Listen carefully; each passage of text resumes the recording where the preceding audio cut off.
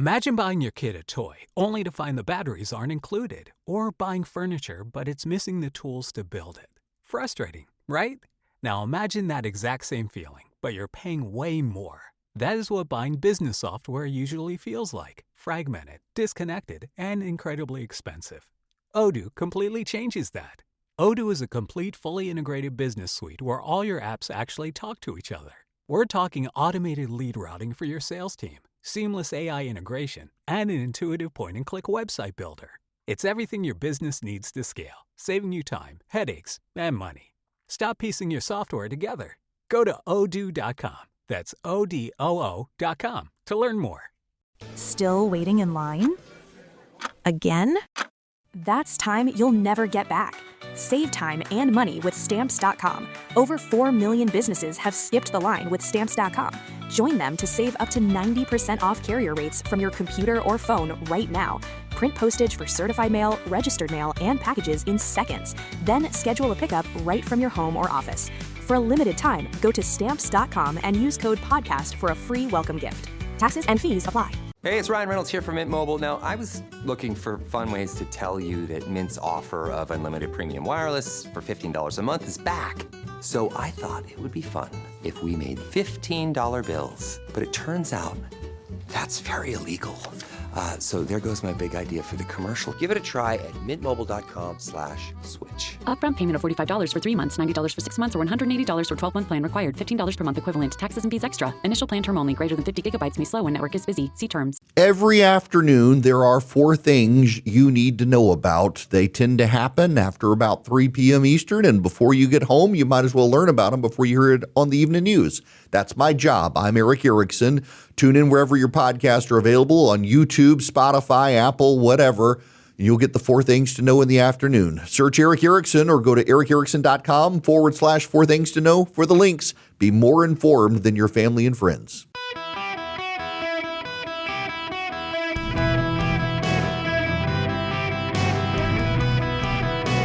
Welcome to the Erick Erickson Show podcast, Hour 1. Hello, America. Welcome. It is Erick Erickson here across the United States. Absolutely delighted to have you with me. The phone number is 877-973-7425. Should you wish to be on the program, would be just fantastic to have you call in. You can text Erick, E-R-I-C-K, to 33777 to get the live stream, the show notes, all the links you need. I actually have to begin with the South Korean story today that is burning up a lot of people. I do a Monday morning hit on my flagship station with my buddy Mark Arum, and it was the first thing he asked me about, the president and our allies. He, on Fox News this morning, said he was going to bomb the poop out of Oman, except he didn't. Can I just, as a side note, I need to say, it's kind of unfortunate that in our day and age, you can't let your children listen to the President of the United States live, and we in broadcast media can't air the President of the United States live because he might say some profane word, as he did on Fox News this morning. And that's just unfortunate. I myself on the golf course say things I should not say. Working on it as part of my sanctification. But boy, on the golf course, it sure comes out. But it should not come out of the mouth of the President of the United States when doing a live interview in the morning when kids are present. It just shouldn't. Having gotten that off my chest, I will say, this is how the New York or the Wall Street Journal covers this story. President Trump returned to an old playbook this weekend to break a years-long stalemate with North Korea, ordering cuts to annual military exercises with South Korea that began Monday. But things have changed for Kim Jong-un and for the U.S. military. Trump, touting his personal relationship with the North Korean leader, ordered reductions to the drills on Sunday, as he did during his first term, to advance nuclear talks with Kim. The move is riskier now. North Korea's military is a significantly more powerful threat to the United States and its allies than it was when when Trump suspended the drills in 2018. Since then, North Korea has expanded its nuclear arsenal, increased missile production, and acquired battlefield experience and technology after sending troops to assist Russia in its war against Ukraine. With help from Russia and China, North Korea's economy has experienced growth despite global sanctions. With these gains under his belt, Kim has so far spurred all Trump's diplomatic overtures since the president returned to the White House. At the same time, the demands of the U.S. war with Iran have raised concerns among some in Asia that U.S. security forces are overstretched, impairing their ability to deter China and North Korea. Soon after the war began, the U.S. shifted dozens of missile interceptors and other assets from South Korea to the Middle East. More recently, the war is pulling away a key U.S. ship as the Pacific-based aircraft carrier USS George Washington heads to the Middle East to replace the Abraham Lincoln.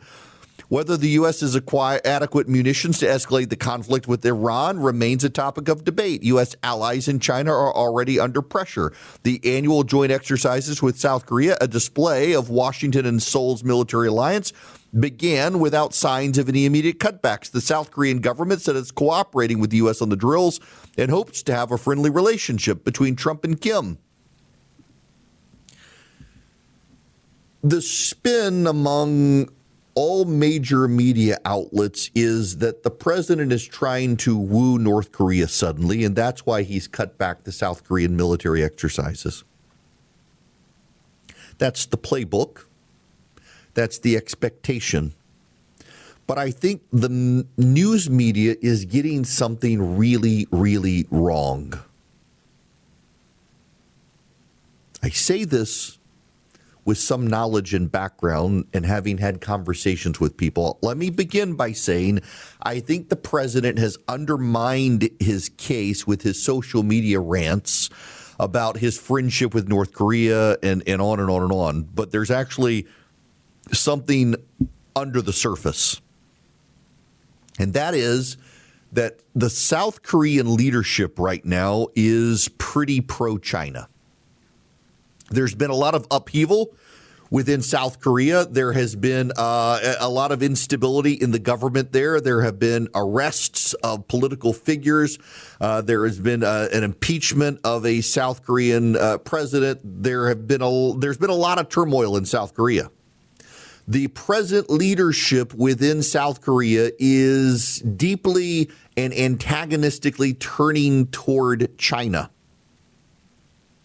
And the United States military and intelligence community have a growing number of concerns about where the leadership in South Korea is right now and their fidelity to the alliance with the United States. Not that they will walk away from it, but that they will begin funneling information to the Chinese as the South Korean president intends to ingratiate himself with the Chinese. So the president, by scaling back the military objectives and also, by the way, now thinking about scaling back South Korean shipbuilding for the United States, because you can't have a South Korean government helping build American warships if that South Korean government is funneling information to the Chinese. There are real concerns that have been completely ignored by the American media. And in fairness to the media in ignoring them, a lot of it has to do with the way the president announced this on social media by trying to suck up to Kim Jong-un in North Korea. There are real deficiencies in how the president himself tried to handle this. And it is a problem. Peggy Noonan has a piece, and by the way, just full disclosure here, I like Peggy Noonan tremendously. We have a good relationship. She is a tremendous writer, and you should read Peggy Noonan and George Will both if you want, as a conservative, to learn how to write. She's a fine person. She has a piece in the Wall Street Journal over the weekend. It has seemed to me this summer that people avoid the subject of Donald Trump as much as possible. What is there to say? People stand where they stand. No one expects to win anyone over. The subject is both boring and harrowing, so why disturb the moment? A classically conservative insight is that no mere political figure should be given the power to fully colonize your brain and heart, so going to other topics is a good impulse. But I think something has been happening while we haven't been talking about him. His position in the political cosmos is changing. In some new way, good fortune is not on Mr. Trump's side. There is a new precarity to it. All this is connected, obviously, to the dangerous mess of Iran, widespread economic anxiety, and a rise in the energy and electoral success of the left, which hates him, and in its political bloodlust, apes him.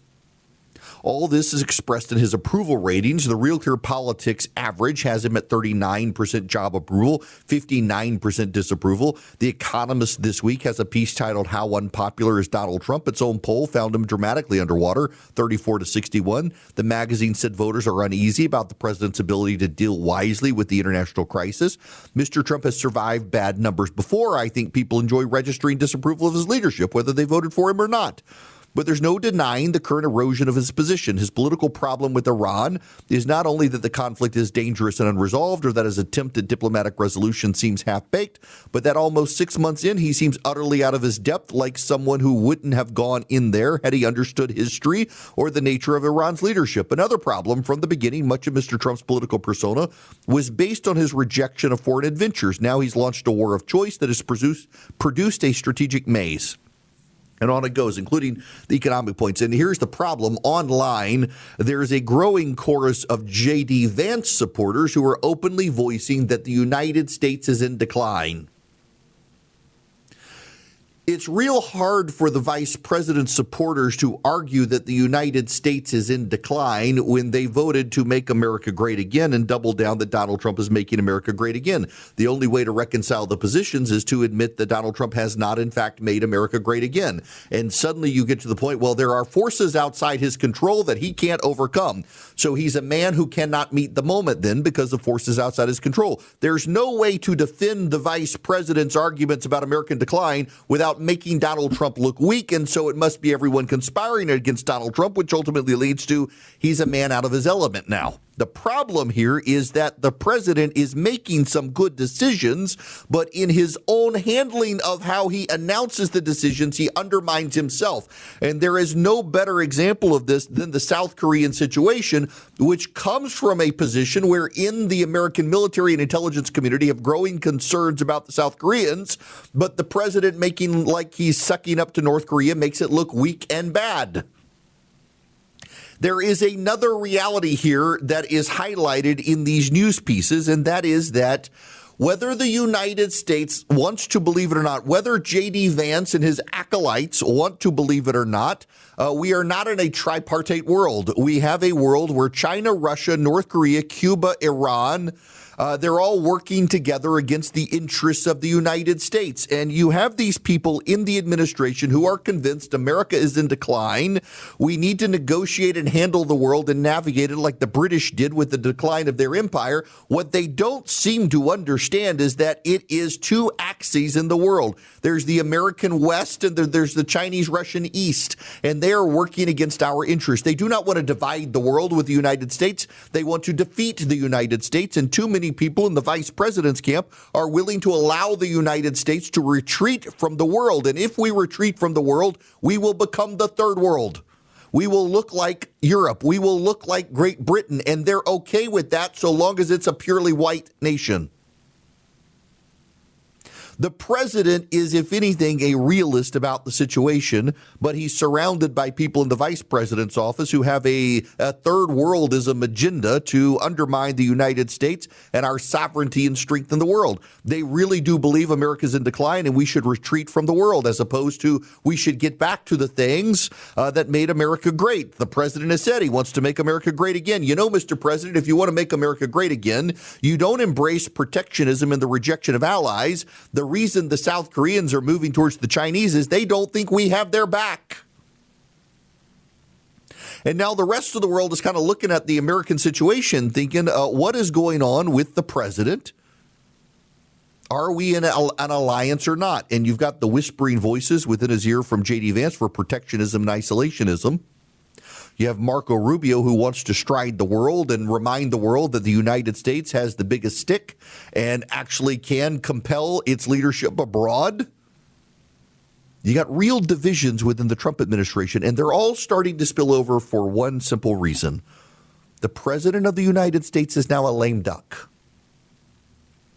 Whether he wants to believe it, whether he wants to acknowledge it, whether they will say it out loud, the Republican Party is starting to look forward to new leadership.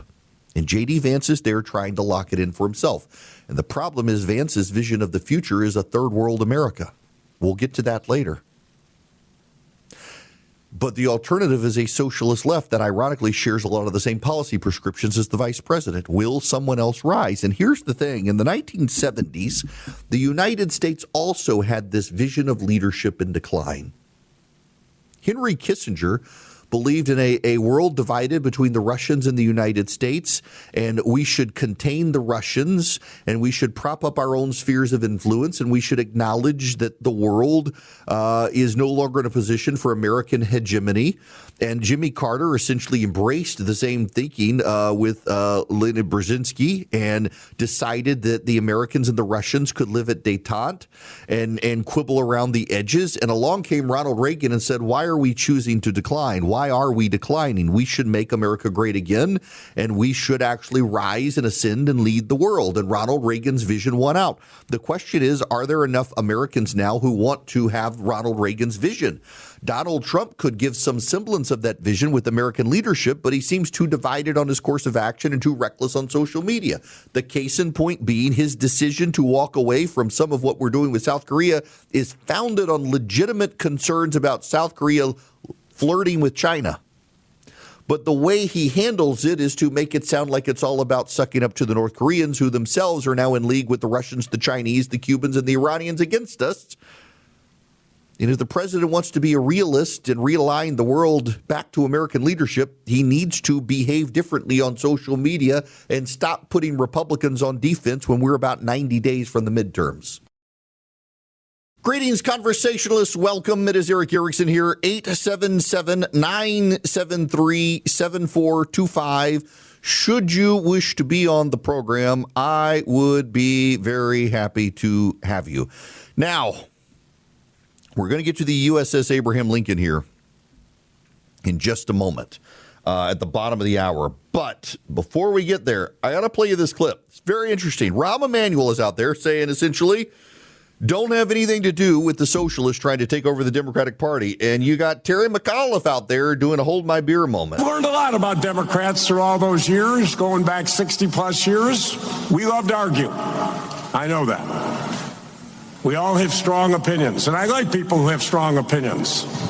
However, I have a message for all of those geniuses and political geniuses out there who constantly go on TV and Twitter, Democrats trashing fellow Democrats. I got a simple message for you.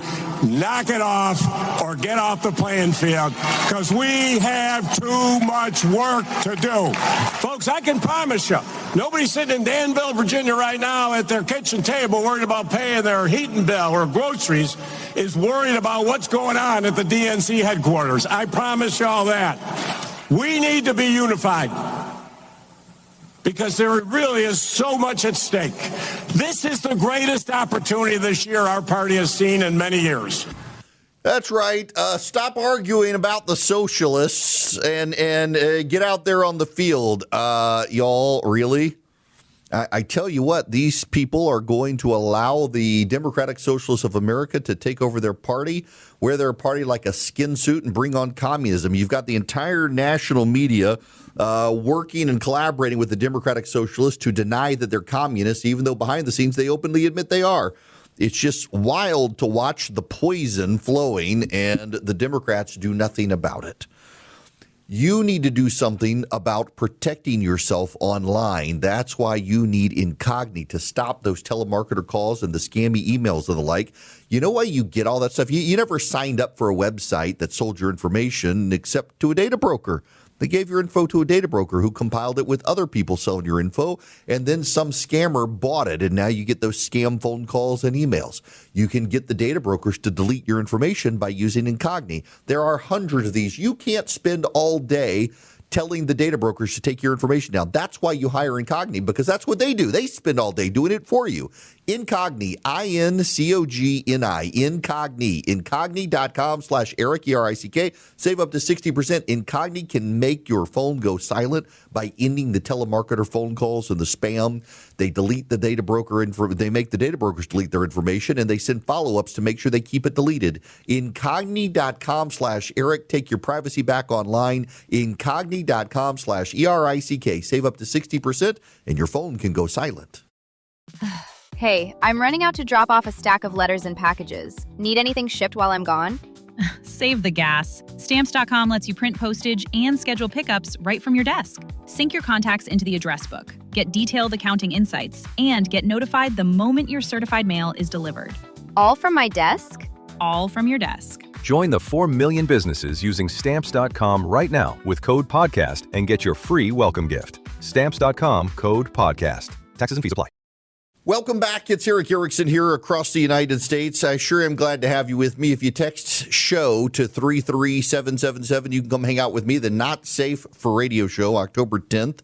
There's a hotel on site. It's going to be a great venue. Fly in, hang out, hear all the stories that are not kid approved, mom approved, or safe for radio, but they're really fun stories.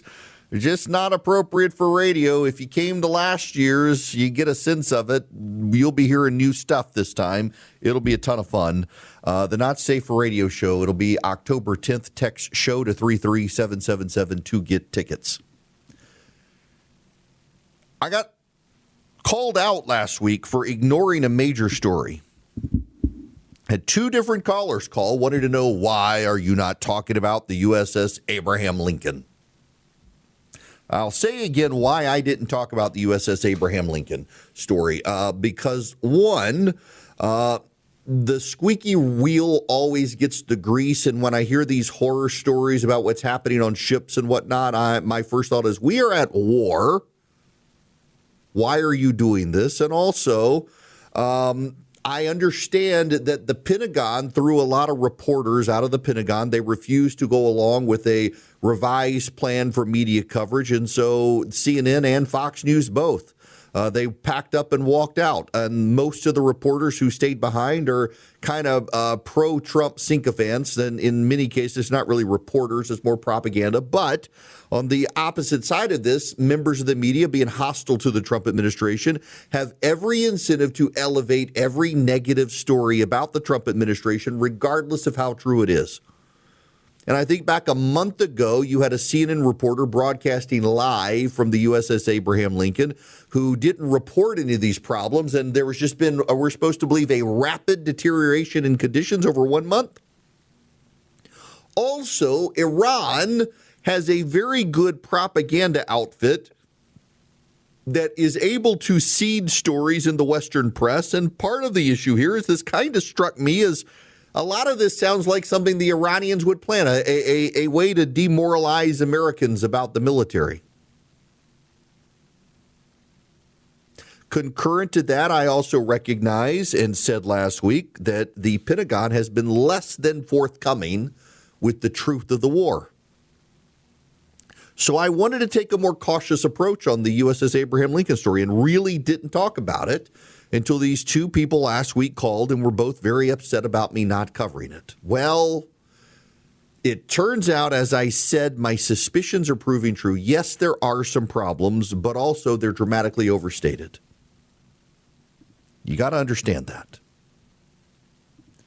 On the Abraham Lincoln, there are some problems. Many of the problems, however, are overstated. A video circulated over the weekend that showed all sorts of problems, and then someone pointed out that video was not actually from the Abraham Lincoln. That video was from dry docks for repairs. There does appear to be a coordinated campaign to sabotage the morale of families who have soldiers and sailors by showing them these videos, and these videos are not true. And now we have a piece by Admiral Brad Cooper, who's in charge of the war effort, who penned this in the Wall Street Journal. He writes, on Saturday, I stood in the nerve center of an aircraft carrier sailing in the Arabian Sea and addressed the entire crew on the general announcing system. I delivered the words every deployed sailor and Marine longs to hear. You have delivered a performance for the ages, and now you are going home. I made the trip to the USS Abraham Lincoln because I wanted to see how its 4,000 plus service members are doing and thank them for their extraordinary resilience in the face of constant pressure. It was an amazing visit. I was blown away by this strong group of high-achieving Americans standing tall with justified pride in everything they've accomplished. I also saw the reality of more than 260 days at sea with more than 150 days in a combat zone while speaking with sailors in spaces most guests don't see. Recent media reporting has portrayed varying perspectives on operational tempo, crew morale, and the realities facing our deployed forces. What I found aboard the Lincoln is that many elements of those stories are old news. I chatted with junior enlisted personnel and junior officers in small groups. Issues related to food, hot water, and other concerns raised months ago were addressed by leadership and resolved. The crew is tired, but they continue to fire on all cylinders. Across months of sustained combat operations, the Lincoln team shot down more than 200 Islamic Revolutionary Guard Corps drones threatening international shipping and U.S. forces. The strike group's guided missile destroyers engaged in arguably the most intense combat at sea the Navy has seen since World War II, and the Air Wing executed hundreds of decisive strikes. But the true foundation of American sea power isn't measured in steel, nuclear reactors, high-tech aviation, or surface platforms. It's measured in human endurance, character, and the strength of the U.S. military. My conversations with our troops naturally turn to what matters most, tucked between steel bulkheads, away from the roaring flight operations. We spoke not of headlines or high-level strategic maneuvers, but of missed birthdays, first steps captured on video calls, high school graduations, and the quiet sacrifices unfolding thousands of miles home. The ship is coming home. One of the problems we know is that the naval base that we have in Bahrain was badly damaged by Iran. The military was not very forthcoming with the public about the damage done. It was more significant than we were revealed, and that compromised some of the supply and refueling. A lot of it had to come from Diego Garcia, which is much further away in the Indian Ocean. When I was a kid, the dry docks were actually in Dubai, the Sheikh Rashid dry dock. So the Fifth Fleet was technically stationed in Bahrain, but if you wanted the ships repaired or fitted, everybody came to Dubai. My family would host the Fifth Fleet. I would wake up in the mornings, there would be sailors asleep on the floor of my bedroom. My dad would organize block parties with other neighbors. He would cook ribs and burgers. They would come to our house. The enlisted, they would do their laundry at our house. We had sailors in and out of my house the entire time I was growing up overseas. From 5 to 15, we had sailors coming in. I got to tour many of the ships, the Coronado, the Turner, the Vincennes, the Samuel B. Roberts, the LaSalle. I got to walk on a lot of ships when I was a kid. Got to meet the captains, got to meet the crew. My parents prioritized taking care of the enlisted over the officers. They would be at our house regularly. They would be fed. They could shower. My dad would keep beers in the fridge for them. My mother even had, we were not a smoking household, but my mother would keep cigarettes in the house for the sailors who smoked. My parents were big on hospitality. You love your neighbor. You be hospitable to our troops and our sailors. And we would do this when ships would come through. I've got on my desk, where is it? Can I read? I can't reach it. I have the R.K. Turner.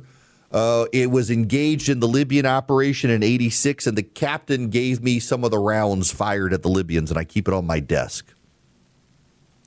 Our naval base in Bahrain was crippled by the Iranians. The Iranians, using Russian intelligence, struck us far more aggressively than the Pentagon let on. And this is part of the problem, and it's why I've been delicate with this story, is the Pentagon has not been forthcoming to either Congress or the public about the damage Iran did. But also, Iran has ties into propaganda outlets in the United States to seed stories that are not true. And the Lincoln story, there are some people, there are always squeaky wheels, and those squeaky wheels always get the grease. And those whining soldiers and sailors through their parents at home get the attention of the media. It's an unpopular war. They want their kids to come home. And so they go to the media and they present these sob stories about soldiers trying to commit suicide and starvation on the aircraft carrier, et cetera, et cetera, et cetera. And overwhelmingly, yeah, one or two guys had mental issues and wanted to jump overboard. Yes, true story, but exaggerated by the press. Have there been limited rations to a degree? Yes, for a time there was, but they knew it was a problem. And the issue was that the refueling and the supplies had to come from Diego Garcia, not from Bahrain. It took more time, but those issues were taken care of. The story was more complex than the media let on, and also not nearly as bad as what the media let on. And so much of what the media is doing now, you need to understand, is they want to portray this Pentagon in the worst possible light because the Pentagon punished reporters who didn't want to go along with their PR revisions. But also, you must understand that this Pentagon as well, suspicious of the press, and trying to back up the president, has been much more guarded and less forthcoming about what's happened. And so both sides of the coin, this has been a poisoned relationship. And the hostility between the press and this Pentagon has fed on each other. And the ability of Iran to seed sympathetic narratives within the Western press has metastasized this situation. We are now sending an aircraft carrier, the George Washington, to relieve the Abraham Lincoln, so it can come home. The Gerald Ford, of course, went over for a time, and it has come home. There is a rumor, a story. It is not confirmed. I hesitate to bring it up, but just so you understand that it is out there, there is a rumor that the soldiers coming off the Abraham Lincoln will be forced to sign non-disclosure agreements or they will not be let off the ship. There's no possible way, just so you understand, that we can, in fact, keep this from leaking. There is no way. The number of soldiers who could leak to willing reporters in this country, and those reporters protect the sources, is overwhelming. I have a really hard time believing the story is true, because it doesn't matter. These sailors and soldiers could leak, and the media would gladly protect them and get their stories out, whether they signed an NDA or not. So I don't believe it. That sounds very much, again, like wish casting by the progressive left. The bottom line is this. There were sailors aboard the USS Abraham Lincoln who had a hard time. They complained to their family, and their family ran to the media. There are videos that have surfaced about conditions on the ship that turn out not to be true, and it's notable that it's Iranian propaganda campaigns that have amplified these stories.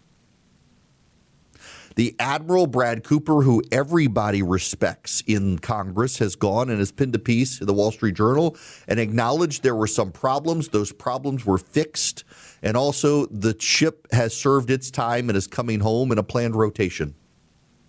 And by the way, I highlight this, planned rotation, a key phrase.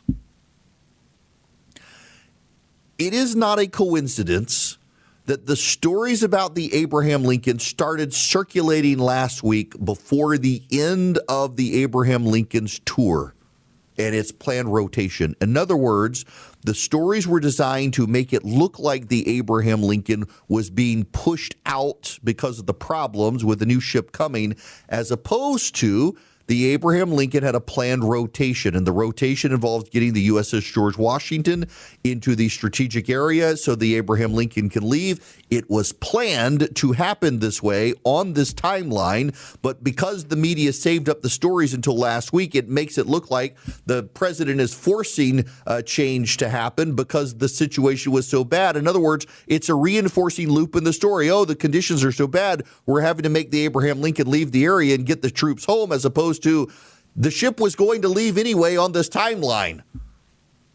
Now they can recast the story and make it look worse than it actually was. There is a well-orchestrated operation to undermine the morale of the troops, the public, and the families of the soldiers and sailors involved in order to undermine the war effort. And again, it's not a coincidence that it is left-wing media outlets that have amplified the concerns, and it is Iranian propaganda channels online that have seeded the fake videos. We're watching an operation at play to poison the well, and the Pentagon has fallen into this because the media operation at the Pentagon is its own worst enemy. They have worked overtime to build a hostile relationship with a press that in the Pentagon tends to be sympathetic to the military. And the Iranians and the left took advantage of the deteriorating press relationship at the Pentagon to seed a narrative that a lot of Americans have woken up this week and believe the USS Abraham Lincoln is coming home, not because of a planned rotation, but because the situation has deteriorated so bad, something must be done, which is not true. And again, I got to really tell you, I am very sympathetic to the story of the Pentagon that this is an operation designed to demoralize, but also time and time again, this administration cuts off its nose to spite its face. For example, there's a legitimate need by the president to wind down some of our South Korean operations because of the sympathies of the South Koreans to the Chinese. You would never know it, though, the way the president cast this. In the same way, the conditions with the Abraham Lincoln are vastly overstated, but it's hard to have sympathy for the Pentagon that has regularly now misled, deflected, or failed to inform Congress and the public of the situation. These people in this administration, they are some of the worst at PR in a while that I have seen, and the president, who's been very good at it for a very long time, seems to have lost his edge. This hour of the program brought to you by Van Allen Golf. You can go to vanallengolf.com, or you can text the word golf to 33777 and you can get the link. If you text golf to 33777, you'll also get the Golfer's Journal link. So if you're in the Golfer's Journal, you're a member of the Broken Tea Society. The Broken Tea Society is their membership, and they do these lotteries. They get these access to amazing golf courses, and you can win the lottery. I have won one for Chichessie Creek over in South Carolina, so I have signed myself up for golf lessons starting this Wednesday evening so that I don't embarrass myself. Sam Darnold of the Seattle Seahawks is a member of the Broken Tea Society. I am and others, and you show up at some of these events and occasionally you're just flabbergasted by who's there. So if you want to sign up, or you want to get a Van Allen golf putter, or they've got the grips and shafts, and they're getting sweet gear and swag, you can just text the word golf to 33777. I got to get better at it because I love it and I'm bad and I hadn't played in a while. And every once in a while, when you play golf, you have that one shot that keeps you coming back. And then the rest of the game, it's like God is mocking you. It's just, I don't know, maybe we should not play a game designed by a bunch of drunk Scots. I don't know. But speaking of Sam Darnold, football is back. I watched preseason football last night, and preseason football is never great, but it's always so much better than every other sport on TV at the time. So I watched that game last night. Philip was over on the front porch, and we watched preseason football. It was glorious. Now, if the temperature will start cooling down, instead it's getting hotter. And I don't know if you've seen this, but they are predicting, particularly in the southeast, an abysmally rainy wintertime and violent weather on the west coast and flooding in Europe because of the El Nino, the worst we've seen in apparently 150 years. We will see how that takes shape. Friends, don't run out of hot water. It is something that until you never run out of hot water again, when you're used to having a tank that you have to keep hot, driving your utility bills up, you don't understand. And we've got a Rinnai tankless water heater in our house, and we don't run out of hot water, and it is fabulous. If you go to talkingtankless.com, you can yank your tank out, put in a tankless water heater, and in our case, our power bill went down. That may be the case for you because we had an electric water heater, and you had to use the electricity, keep it hot all the time. With the Rinnai tankless water heater, you never run out of hot water. And when your kids take showers, they don't fight over the hot water because you're never going to run out of it. And then you stay somewhere with a tank and you run out and you're like, this is the third world. Yeah, the Rinnai tankless water heater is first world luxury at a reasonable price. Go to TalkingTankless.com. Never run out of hot water again. Hot water forever, thanks to Rinnai. TalkingTankless.com. Get a tankless water heater from Rinnai today and have hot water forever.